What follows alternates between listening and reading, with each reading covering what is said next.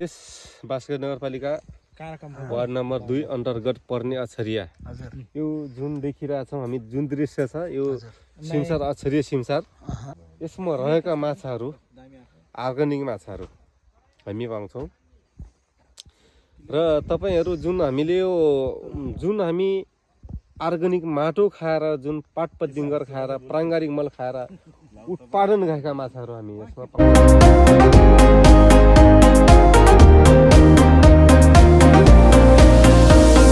साथीहरू अहिले हामी आइसकेछौँ यहाँ बाँसगढीको वार्ड नम्बर 2 मा रहेको अछरिया गाउँको अलि भित्रपट्टि रहेको माछा पालन पोखरीतिर हैन तपाईहरूले देख्न सक्नुहुनेछ यहाँ धेरै रमणीय ठाउँ पनि रहेको छ।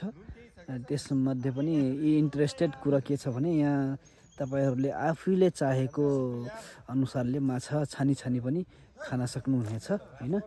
त्यसैले तपाईँ एकचोटि यहाँ भिजिट गरेर रमाउन सक्नुहुनेछ।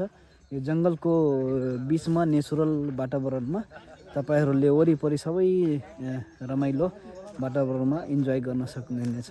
त्यसैले यहाँ एकचोटि भिजिट गरिदिनु हुन अनुरोध गर्दछु। नमस्कार, जय नेपाल।